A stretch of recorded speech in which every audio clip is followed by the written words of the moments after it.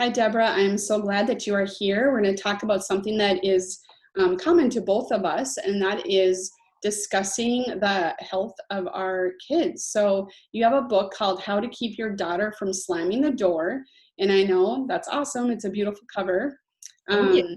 Yeah, so a lot of us that are parents can relate, and if you are not a parent, I'm sure have heard of some of the teenage angst that comes with just being a teenager and then have a parented. But then you and I have that common background of having an experience with teaching in the high school level and all the things that come with that, which is we could have a whole episode of just talking about how to teach high school kids.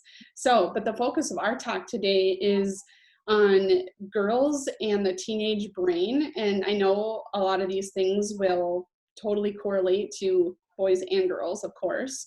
But this really resonated me with your chapter in your book that discusses specifically the teenage brain, because when I was teaching, that's something that I noticed there was a huge impact on how these kids function in school with all the pressures that are on them, not to mention maybe their background, their lifestyle, the stressors that they might have at home. But then on top of it, how poor their nutrition was. So we're going to talk about that today. So welcome to the show. I really appreciate you being here. Thank you.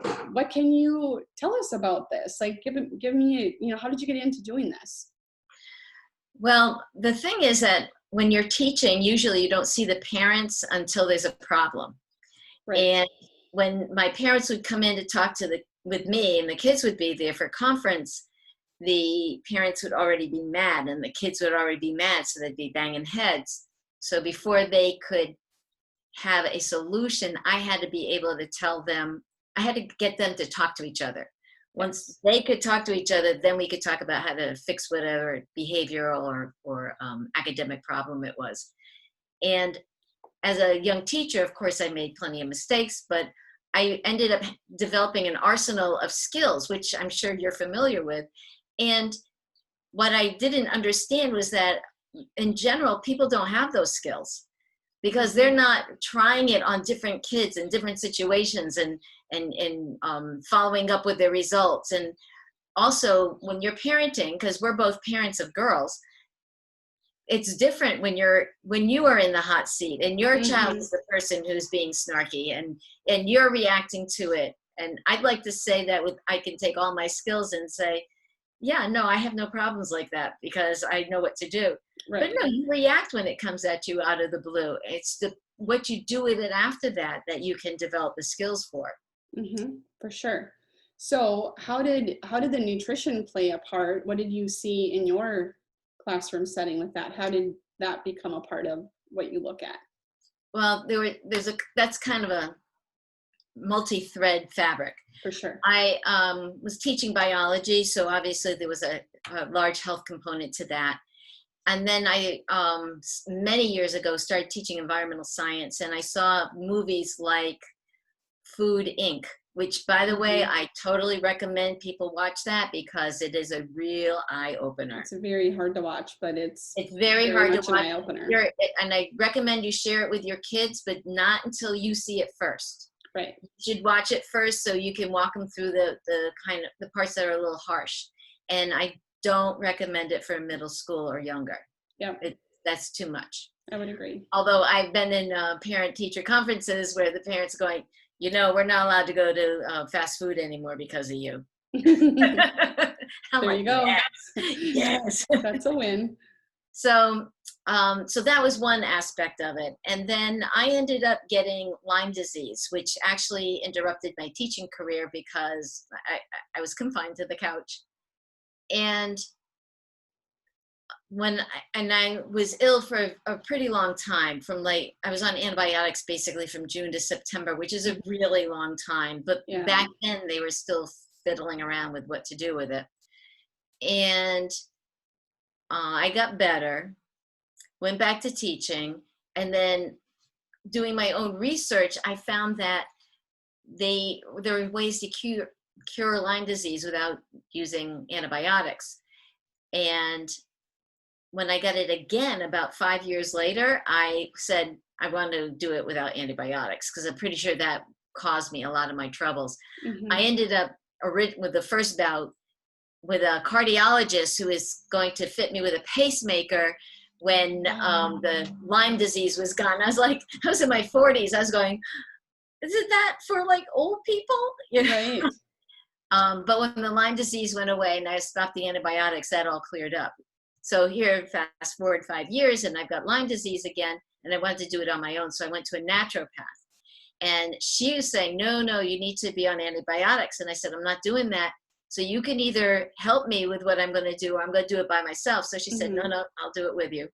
So I found this thing online called Cowper's Protocol, COWPER, like the gland, apostrophe S, protocol.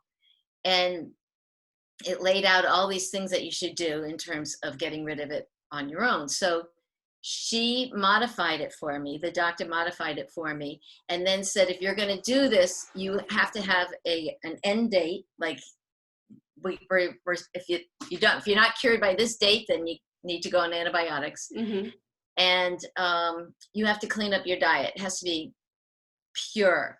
And I can count on my fingers what I was allowed to eat. I could have tap water, absolutely, positively no bottled water, nothing with plastic. I could have olive oil, green vegetables, garlic, carrots, and onions, brown rice, and fish and fowl, like Mm-hmm. chicken and fish, but not Farm raised? not shellfish. Not shellfish. Okay. Right. Yeah. So I know not to have farm raised, but Mm-hmm. stay away from the filter feeders. That's, Right. and that was it. That was all I could eat.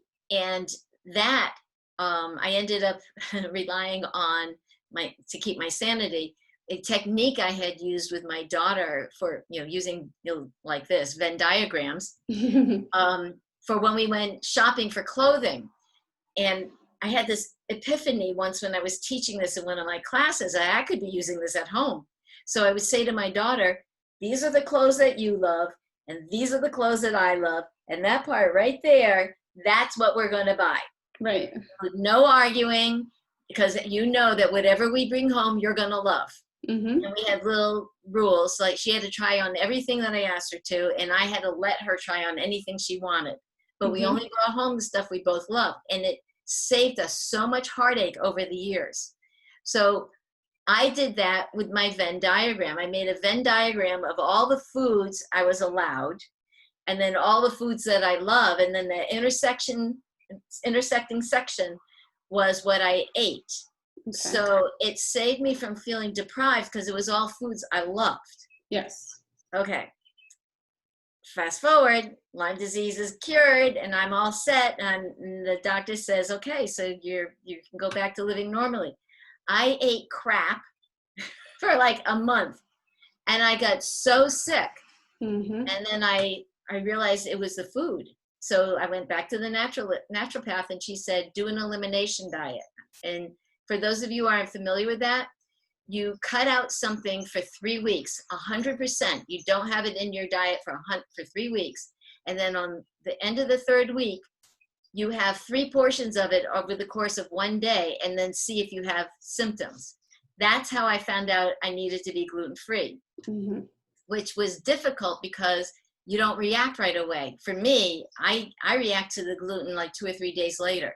Yeah, so some people do that. You get a stomach ache, or you bloat up and you go, what did I just eat? But it wasn't what I just ate. Right. So anyway, that was a really long answer to your question of how I got into this. Because once I understood what it was doing to my body, then I had to tell everybody around me, which was, my students. Right. Well, that's the thing. It's, the brain is not fully developed till they've kind of put some age on it, but about 26 years old. And we have all these foods available to kids that are not good, and they're hooked on them, and they're full of preservatives, they're full of colors, they're full of, and not the good color from actual whole food. Yeah. And so we think that these developing brains and their behavior are completely unrelated, whether it's stress or, anxiety or acting out or shutting down or, whatever it may be. And so it usually takes something like your situation, something like my situation with thyroid cancer, and then connecting the dots with what we eat and how we feel to come about to what we do now. So, I mean, we're both doing something different than teaching in the classroom now, all because of our health, basically. So what is your biggest takeaway from the nutrition aspect and how you helped kids educate themselves about how the food affected them? Because that's the biggest thing that I worked on with my own kids, is trying, and it just was over time, took a long time, but I had my kids in my home, to deal with that. So when you're talking to kids at school, outside of your own household and your own daughter, how did you deal with teaching them the connection between what they ate and how they feel? How did you go about doing that? Well, in my lessons, basically what I would do is, when the kids are in school, they'll listen better than they will to their own parents at home. For sure. So just like in my book where I give the moms all these techniques about how to approach the kids, that's what I would do at schools. Tell the kids, this is what you could say to your folks. And this is what you can do to help your health. And I could talk to them about, like the kids who were in sports, which I'd say easily 70% of my students were playing some sport sometime during the year. And the ones who weren't doing formalized sports were doing extreme sports. So the kids, because they're kids, they're active, right? And when you say, you could probably go faster, jump higher, run, whatever, if you stop doing such and such, then they'll go, ooh. And the other thing is, if I could just diverge into the teenage brain, the brain forms from the back to the front. And I'm old enough that when I was younger, they thought there was like a little brain that became a big brain, and that's how the brain developed. Right.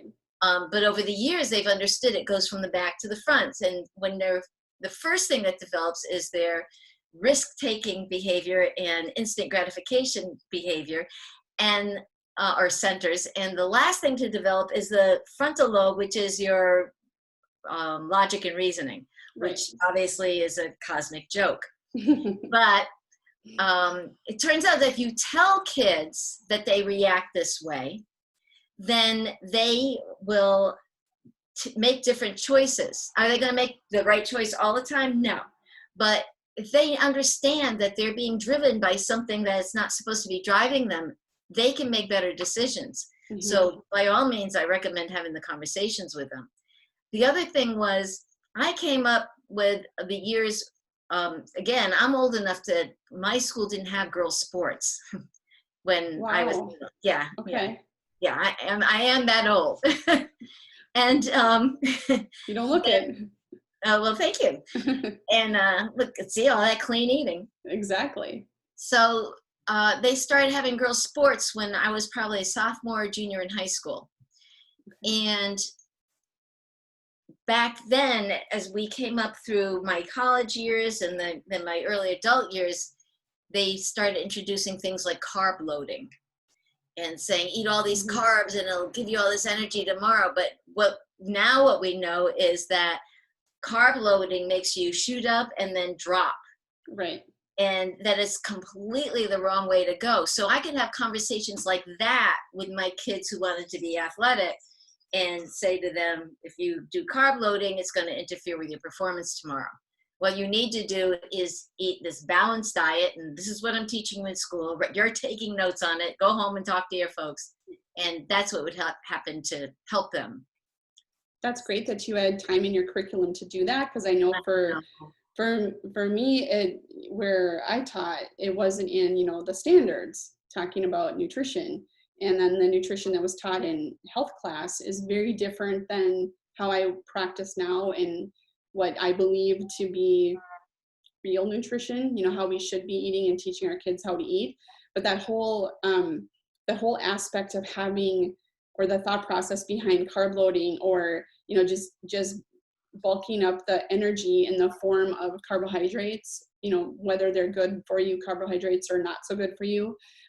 So I remember being in middle school track, and we would go get a bunch of candy for the bus to go to our track meet. And I did sprints, so I didn't think I probably didn't need to carb load with, candy. And I didn't even really like straight up hard candies, but that's what we were told would help us to run our 200-meter race. It's just this, it just starts and it's just like a thing you do, and it becomes sort of a rule, and you don't know any difference. So unless you have someone like you to tell us, that that's not really the way to go about doing it, and really listening to our bodies according to, a balanced eating plan, primarily using whole foods. You didn't like hard candies. Your body was rejecting that. Mm-hmm. That when you're saying we should listen to our bodies, because your body does tell you whether or not you want something. It's like we are conditioned to hit the sweet coffee shops, which shall remain unnamed. Right. But the thing is, when you're really hot, what do you want to drink? It's water. Water. Yeah. Your body goes, I need some cold water right now. And we get confused by the media messages about what our body wants. I remember some old soda commercial used to say, obey your thirst. Right? Yeah, well, that's not what you need. And when you drink like the sports drinks and stuff for energy, that's not good for you, because then you're going to come down off of that. And when you drink the sports drinks for electrolytes, there's all these different kinds of dyes and stuff in them that are not good for your body. But you can make your own electrolyte sports drink. Exactly. You squirt some lime and you add some sugar and you throw in a little salt and you shake it up in water and you drink it. Yep, there you go. Some water and some fruit and, like you said, some salt. And that's I try to tell people too, that you don't have to drink all these quote unquote sports drinks. That's because right. They're actually, it's just doing more damage, but they're so conditioned, and it's marketing, and it's, they market to kids. I mean, I remember when my kids were little and playing, the little club soccer team, they're 5 years old, and we had to bring snacks for them after, a 45-minute game where they don't even break a sweat, and they're more worried about pulling grass and piling up on their ball and getting their head stuck on the net. So we need to bring them, juice boxes and, whatever, some kind of popsicle or freezy or some, sugary thing for these little 5-year-olds that are clearly not needing to replace their electrolytes at that point. But it just becomes conditioning, and so it's sort of going against the grain, and it's pretty hard when your kids are it can be hard when your kids are a little bit older, when you're starting that and you're catching them when they're in 10th grade biology or whatever. But like you said, if they've got a goal in mind, if they're an athlete, if they want to perform better, they want to be able to focus and study better, then they're maybe more motivated to do that. And then it's getting the parents on board with that as well. That's one of the things I noticed with a lot of the students that I worked with. So many of them on medication for attention deficit, and there was definitely those kids that really struggled with focus, and then there was those kids that struggled with focus but also had all these other things happening in their life, in their world. It's no wonder they can't focus. Is it really some chemical imbalance in their brain chemistry, or is it just their life that's affecting them? But medications being thrown on them without looking at nutrition just kind of blows my mind. And the school was available for foods for like breakfast in the morning, and I use the word breakfast lightly. Yeah, I know. They would come in with the rolls of donuts that had I think of it as plastic chocolate wrapped around them, boxes of cereal, like the full-on boxes. They bring those and they would just eat it dry. They bring it to class, and that was their breakfast. I taught so much of the time. 2 different school systems that ketchup was labeled a vegetable. Yes, because it's from tomatoes and high fructose corn syrup.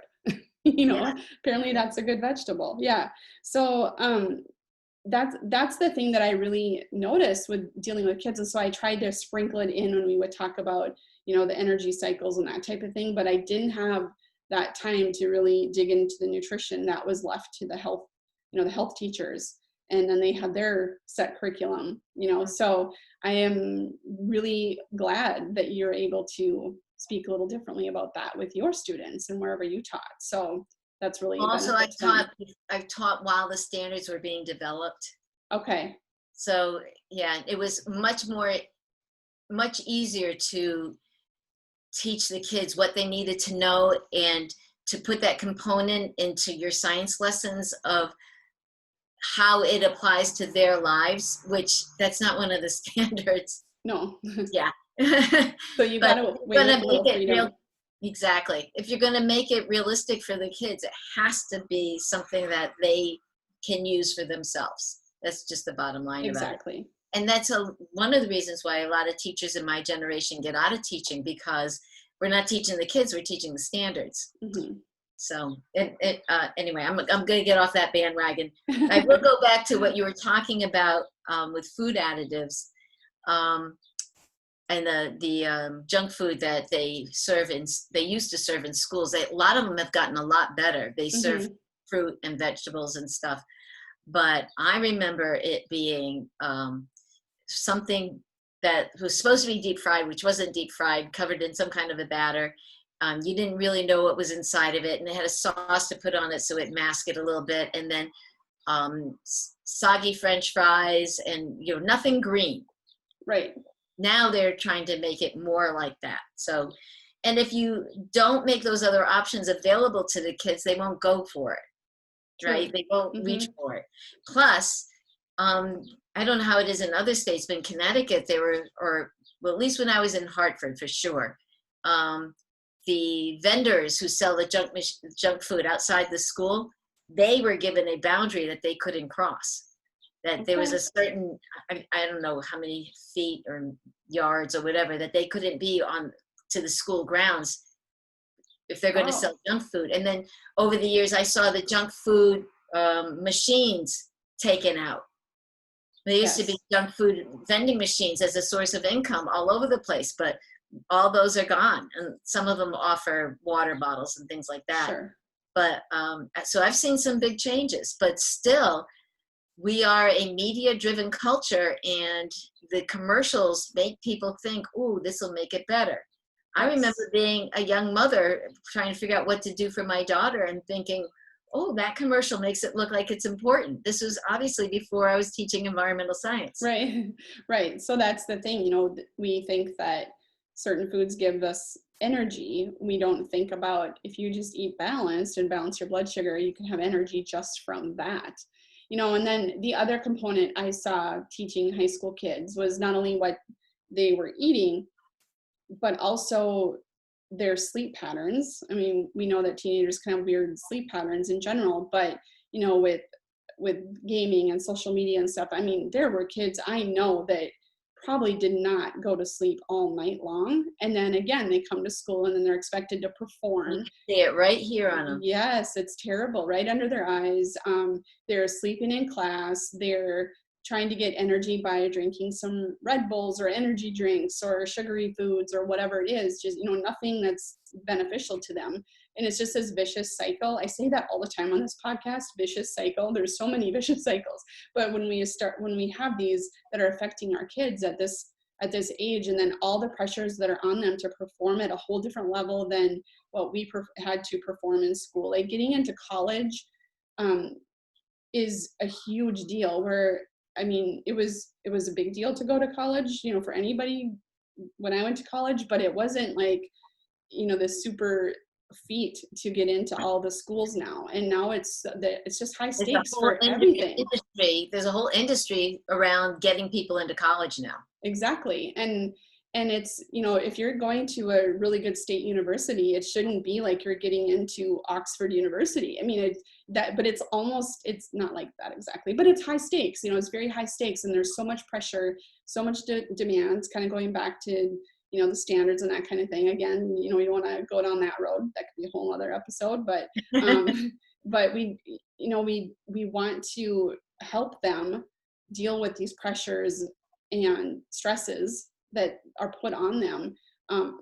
Food is the way to do it, and that's what you have seen as well. Yeah, it's definitely one of the ways to do it. There's a section in my book about the pressures that moms are feeling, the internal ones and the external ones, and then there's another section there about the pressures that the daughters are feeling, both internal and external. Yeah, because you get two people who love each other, who are under huge amounts of pressure, and you put in one little misunderstanding and you've got this huge explosion going on between both of them. My husband used to say to me occasionally, only one of you gets to be the 11-year-old, and right now it's her turn. Darn it. So in my book, I have this list of symptoms that are showing if your daughter is too stressed. Yes. Then Let's go over the those. way it internalizes it in their body. And Perfect. the reason why I put that in there is because I know people who used to have stomach aches at school, and I didn't think anything of it. I thought, oh, something they ate or whatever, you know? And then a year later, they would stop going to school because anxiety was so high, or they would spend the entire week sitting in the guidance counselors, and we would send schoolwork down there for them to work in because they were too anxious to be in the classroom. Right. And so that's why I went through this in my book, because it's such an important thing for people to say, no, that's not a random thing. It's a symptom. Right. And they're not just being dramatic and making things up and that kind of, right. You know, I think it's easy as parents. Sometimes we don't know what to do, and we just sort of think it's an excuse on their end. But when you see it in the classroom over and over and over again, it's not really the case. And that brings it back to the first thing that we were talking about earlier, which is that being in the classroom, you see lots and lots and lots of situations, but being in your home, you're only seeing one or two. They're your kids. So those are only two examples. So it's easier when you see it in a large group that something needs to be fixed. Right. So this is literally a page I took out of my book. And I'm not going to read this whole thing to you, but these are signs that your children are having issues with pressure. And the overt ones are door slamming, yelling, anger, sulking, stomping away. All those things are wonderful because they let you know your child's not coping. Right. But when they hide the fact that they're not coping, their body says, well, we need to announce this some way, so this is what we're going to do. And then you see these things that I'm telling you are symptoms of them not coping with the pressures in their lives. So these are alphabetical, but so it's acid reflux. So they're having indigestion problems and things like that. Anxiety, cramps, which unfortunately can be masked by your friend coming once a month. Yep. Or the curse, as we used to call it. Depression, dizziness, frequent colds, headaches. They won't probably tell you if they're having heart palpitations or they're in their chest and there's a little fluttering there that makes them say, what is that? So you may not even know that. But if they have irritable bowel syndrome, insomnia, irritability, feelings of isolation, like I don't have any friends, lack of focus, which of course is the big one for ADHD, nausea, nightmares, panic attacks. Let's see, what else? Well, I'm going to stop there. That's a lot. Yeah, that's a lot. So the reason why I picked those out of this list is because those are also symptoms of food additives. Right. If you eat fast food or junk food and they have sulfites in them or preservatives or food dyes or food colors, those things create all of those symptoms I just said: lack of focus, insomnia, irritable bowel syndrome, frequent colds. Right? Those are symptoms of the diet, the nutrition your child is having.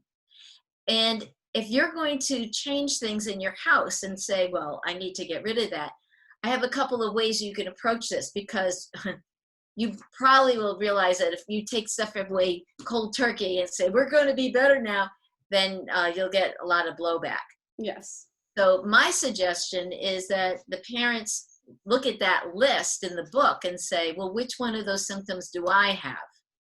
And then go check the foods that are in your cupboard for chemicals, and then you go look up the chemical and you see which of those chemicals give you those as a side effect. Then with that information, you go to your kids and you say, I'm having an issue with this symptom, like IBS or dizziness or whatever. And I just read that this ingredient causes this symptom, and it's in my favorite snack food. Right. So I'm going to try to cure this without medication on my own, and I need your support. So I'm going to ask you not to bring that favorite snack food into the house, because I don't want to be tempted. It's going to take me about 3 weeks to adjust, and then, you know, we'll binge on it that day and see if I get affected. Right. So, so it's not, family, we're going to do this. This is, I need your help and your support for 3 weeks not to bring that into the house. And 9 times out of 10, your family's going to support you. If you say, I'm going to lose weight, it's not, for some reason, that tends to generate kind of sabotaging behaviors in the people around you. Yeah, it does. But if you say, I have a symptom I'm trying to deal with, and then you try to, you point to a specific food that's causing it, then you can even enlist your help from your kids by saying, if you see any other foods that have this ingredient in it, could you let me know? Yeah, And I think they would like to pinpoint things, you know, to kind of help mom or dad out and say, right, you know, you can't do this. They probably like to be in that position once in a while. But and then the other thing you can do is you can say to them, well, if I'm going to take away chips, whatever, why don't you go find a good alternative for it that won't have this ingredient in it? Right. So send them off to go find a good snack food that they would like. Yeah, definitely more empowering to do it that way.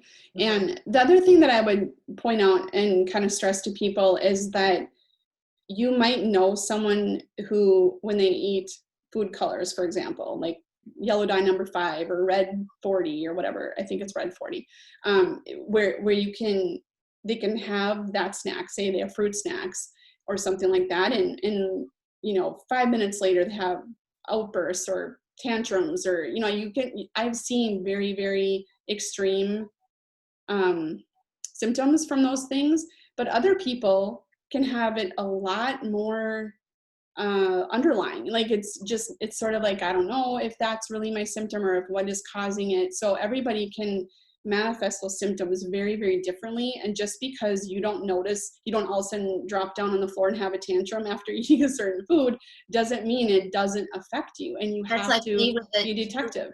I couldn't, it takes me 2 or 3 days to see that I'm affected by the gluten. Yeah, and that's a lot of times there's kind of a latent reaction. It takes some time, and I don't know if it has to do with just genetics or if it has to do with the gut health at the time that the person is dealing with the symptoms. Exactly, the GMO. I mean, there's so many things, and usually it's not going to be one isolated thing. It's going to be a cluster of things, and it does take a little detective work. So that's not to say to people like it's all doom and gloom and this is so hard, but you have to start somewhere and keep working towards it. And it might be a few steps forward and a few steps back, but you have to keep, you know, pushing the needle forward to figure these out. And I'll go back to my Venn diagram example. The point is, yeah, you're going to knock out these things that aren't good for you, but you're going to add things that you love. Right. Exactly. So what you'll end up with is only stuff that you love, not, you know, you see in the sitcoms and stuff where so-and-so's making me eat bran muffins, they taste like cardboard. I mean, then you shouldn't be eating those. They should not be included. It should only be stuff that you love. Yeah, it should not be punishing to yourself. Exactly. Yeah. And then the foods, of course, you know, from as much as possible, be as nutrient dense as can be, so that we, you know, actually help and support the systems. Because what I talk about a lot of the times is the certain nutrients that are needed and need to be absorbed and digested in the gut properly if you have good gut health, so that you can create the brain chemicals that help us, you know, be more level and help us be more focused and not get into that, depression or anxiety and some of the other symptoms that you had mentioned. And so it's very important to, transition into the highest quality foods that we can handle as much of the time as we can, as much as possible. Yes. So. Then the other thing is, since I mentioned GMOs, I'd like to talk about that for a second. Mm-hmm. The GMOs are genetically modified organisms, and I will never say GMOs are bad for your body, but what I will say absolutely positively without a shadow of a doubt, GMOs effects on the body have not been tested. Right. They have not tested the effect of eating it long term. They have not tested the effect of eating GMO corn with GMO tomatoes. They have not tested the effect of starting it and then stopping it. They have not tested the effect of GMOs on the commonly dispensed medications. They don't know. And so what I'm saying is, if the GMOs are bad, I'm going to stay away from them now and wait until they test it and find out. And if they're good, well, so I missed a few years of you eating GMOs, but when they find out that they're good, then it's fine. Mm-hmm. But I do know that our big crops in the States are soy and wheat, the corn, and beets. And the reason why I'm mentioning beets is because that's where we get our sugar from. Right. So if you want to eat sugar that's safe, if you can handle it, honey and maple syrup, or you can do cane sugar, because cane sugar has not been GMO'd yet. Yeah. So what I would say is, get your sweets from fruits, and don't do juices, because juices go into your body too fast versus slowing it down when you chew it and you add saliva to it while you're chewing, and then it breaks it down in the way it's supposed to be broken down. When you have it in juice, it goes right into your body and doesn't break down properly, and that would be a tendency to end up being deposited as fat in your body. So it's like eating juice or drinking juice is like unwrapping a piece of candy almost. It is kind of the same thing. Exactly like it, yes. Mm-hmm. Except faster, because you don't swallow the candy as fast as you do the juice. Yep. Then the other thing is that I went to Germany last year. We had to go there for an emergency surgery for my husband, which everything is good, so that's all cool. But when I was in Germany, I knew I was going to be able to eat bread, because Europe has banned GMOs. Mm-hmm. So I knew it was going to be regular wheat. And I did. I ate desserts. I ate pies and cakes and cookies and crackers and bread 3 times a day. And it was glorious. Yes. When I came back, I knew I wasn't going to do that anymore. So I came back and I had stopped immediately, because it makes me sick right away. Yeah. So sometimes I think it's more than just the gluten that people have a sensitivity to. I think it's the other stuff that really causes the problems for people with the gluten intolerance, or what they think is gluten intolerance. I think it's much bigger than that. I think that with the GMO wheats, that they have to add extra gluten to the recipe in order to make it do what it's supposed to be doing. Exactly. So yeah, I know I've heard about that too, with someone who. I'm not sure about that last thing I just said. That's what I think. I've read someplace, but I don't remember where. So. Yeah, and same with me. I have a story of someone who is from Turkey, and they cannot eat wheat or gluten-containing grains here in the United States. But when they go back home, they can eat all the wheat products they want, and it's just not an issue. So, to your point, I think we could probably find lots of research on that, because of how the European government with the foods treats chemicals and additives a lot differently than what we do here, sadly. And the other thing is, with makeup, a lot of the cosmetic companies have chemicals in their cosmetics that are banned in Europe. So they have to make 2 lines. So they make a line that they can send to Europe, and then a line that they sell to us, which I don't know why. Why wouldn't they just give us the good stuff? But they don't. So maybe it's cheaper to make with some of those ingredients or it must something. I don't be. know. It must be. Or maybe some of them are subsidized by the government, because that's what happens with corn and wheat and soy. They're all, and Right. canola. That was the other one I couldn't remember. Canola. Yep, for sure. They're all subsidized. Mm-hmm. Then the other, I'm going to tell you the story real quickly. I was at a friend's house, and it was a holiday gathering, and there were like grandparents and grandchildren, and right, and the grandmother was over by the fireplace, and the little 5-year-old grandson came over and said, "Can I have a piece of candy?" It was a dish on the mantle. She goes, "You have to ask your father." And so he goes and asks his father, and father says, "Nope, not until dinner, and not till after dinner." So he goes, "Okay." And I thought, wow, what a well-behaved kid. So Mm-hmm. he goes and he walks by his grandmother, says, he said no. And he walks by her, and she slips a piece of candy in his hand, and he keeps going. And obviously they've done this many times. Their thing. Yes. So I'm thinking, oh, well, okay. So I'm sitting on the couch talking to one of the relatives, and all of a sudden this little boy leaps in front of us and says, "What's this?" And he runs across the living room and runs back again. And he comes back in front of us and says, "What's this?" And he drags an ottoman into the middle of the room. He goes to one end of the room, and he runs and he jumps on the ottoman, jumps off, and goes to the other side. And he goes, "What's this?" He proceeded to build an obstacle course across the living room, one piece of furniture at a time. And me and this person on the couch are going like this. And it was a one piece of Right. candy. Yes. And the industry says, no, the sugar doesn't affect the kids. There's no data There's showing that. nothing. Yeah. Yeah, and what chemicals, other chemicals did the sugar or did the candy have in it? What colors, what additives, what, Right. whatever it is.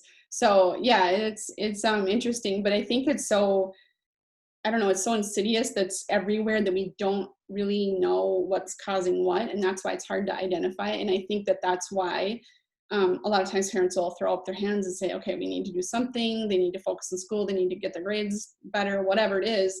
How do we do that? Let's start with medication. That's, I think, kind of the process, because they don't know where to even start. Yes, it's food and sleep. Those are the two big things. Yes. So if your kid is not performing the way you want them to in school and in behavior, then look at their food and their sleep before you medicate, because Right. a lot of this stuff can be cured just with that. Mm-hmm. And if you medicate for behavior, you could be masking something else that's going on with the child, like stress. Right. Yeah, and So you're not dealing with those underlying the conditions. causes, you're Mhm. not dealing with the cause. So if you got a kid who's being hyper and you medicate them so they're not hyper anymore, you haven't looked at why are they being hyper? Right. What is causing the hyperactivity? Because whatever that is still is warring with their young bodies, and that still needs to be removed so that they'll be happy and healthy. Right. Exactly. Just keeps on, just keeps happening and manifesting in different symptoms as they get older. And sometimes it's not, sometimes it's really hard in high school once they're getting to those ages to start then, depending on how bad the symptoms are. I'm thinking, as different kids and situations as we're doing this, having this discussion, and some things are it's pretty serious. It's pretty serious. You see some things when you teach in high school, that's for sure. So so let's go back to your book for a minute. So How to Keep Your Daughter from Slamming the Door. So I love that. It kind of gives a really good, yep, there's the cover again. It's just a really good, it just gives that feeling of, everybody's been there where someone is so mad at them for you being a parent and doing your parenting thing, so how do we deal with it? And again, looking at your table of contents looking at your table of contents really shows me things like, it just resonates with me just from having that teaching background, but I don't think you have to have a teaching background to have it click and to help your child go through some of these things. So when or where do people get your book? Tell me, or if there's anything else you want to touch on about your book that we have not talked about, kind of expand on that if you want to, and then tell us where we can get the book. Okay. I'd say the biggest strength for this book is that the conversation suggestions that are littered throughout the whole thing. because a lot of times when parents want to change the situation, they don't know what's the first thing to say. So I give them different strategies that they can use to get in the door, whether it's the side door or the front door. Right. And things that I did with my daughter and things that I help people do with their own kids as a teacher. There's a lot of ways to do things. And I would just want to say this to parents, that when you try a strategy with your kids and get rebuffed, don't feel too badly about that, because they have to be brought on board and they have to learn this new style. So basically what you do is you sit them down when things are calm and you say, I'm going to try this thing. And then when you're down in the trenches and during World War III, you could say, I'm pulling out that thing I said I was going to try, and I'm doing it right now. And one of my favorite ones, which is a great interrupter, is the fake smile. It turns out that when you smile, it stimulates all these nerves that stimulate the brain and the rest of your body and create your happy hormones. Well, if you fake smile, your body can't tell the difference. Okay. So if you go like this and, grin, stretch your, put your teeth together and just hold it for 30 seconds or whatever. First of all, it'll totally interrupt the fight that you're having. And second of all, it will reset your hormonal composition inside your body. Sure. And you can get your kid to do that too in the process if you tell them ahead of time. Because if you don't tell them and you start grinning at them like an idiot in the middle of a fight, they're going to go, there's something wrong with mommy. That could make things maybe a little worse, depending on. But that's what I used to do, is I used to bring up difficult conversations with my daughter when there was nothing going on having to do with that conversation. Sure. So like, we would talk about sex as soon as she came to me with a question about it. And I would, tell her that we would prefer that you wait until you're old enough to handle it and you can make a mature decision. And I hope you make it out of school a virgin. And we had those conversations at a very young age. And, she'd be like a sixth grader, because in the fifth grade, they have the talk at school. Right.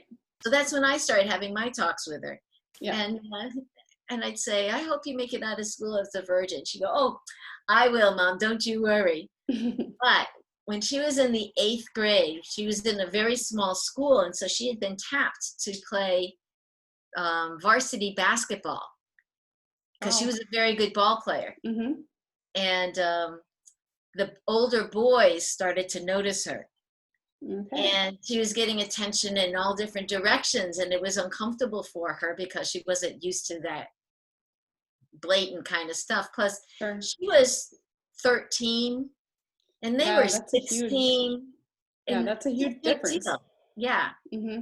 So, and we had a talk one day, same talk, and I finished it saying, I hope you make it out of school a virgin. She goes, I do too. That was my flag that she wasn't coping well. Right.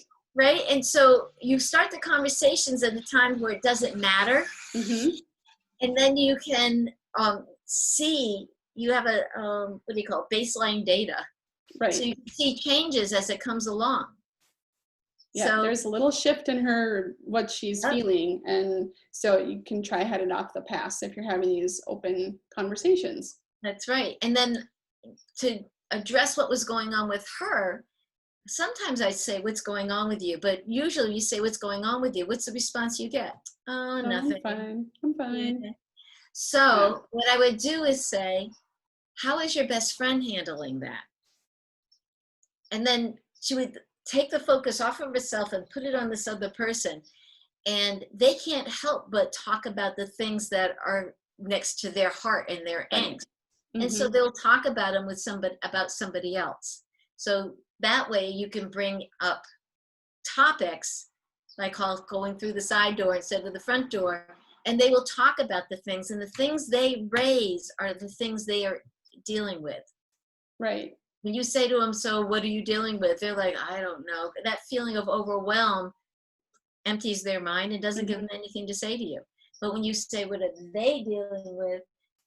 They go, oh, well, I know what they're dealing with. Mm-hmm. And then they'll get all judgy about whether they should or shouldn't. And, Yeah, it takes the focus off them and their situation, but then it gives you an opportunity to help guide them through the process. And that's what I love about what I've seen with your book here is the strategies and just kind of simple, step-by-step process of where you can help your kids and deal with all the pressures and stresses that come up in life. And so I love it. I think it's going to be great. So where can people get this? It's available online now. The ebook is out. The print book is going to be out later this year. Okay. You can get it access to the links of where you can pick it up at my website, deborahanndavis.com. Perfect. And we are doing the virtual book launch because the way things are right now, we can't go out and do a personal book launch, but I'm holding a virtual book launch on June 29th from 1 o'clock to 4 o'clock Eastern Standard Time. And in the middle of that, my lovely daughter is going to join us, and we're going to talk about growing up and what it was like, and awesome. and also I'm having people send in questions to me, and so she'll be addressing some of those questions about what it was like for her at that age. Okay. And maybe we'll discuss some strategies about what I did to help her with those things. That's perfect. So that'll be good to have a real life kid in there to go through this process. Yeah, that's perfect. So she's a former kid. Right. Okay. How old is she now? Just turned 30. Okay. Yep. All right. Well, she will have good insight, looking back on her childhood and dealing with some of the things with the way that you have worked through the process with it.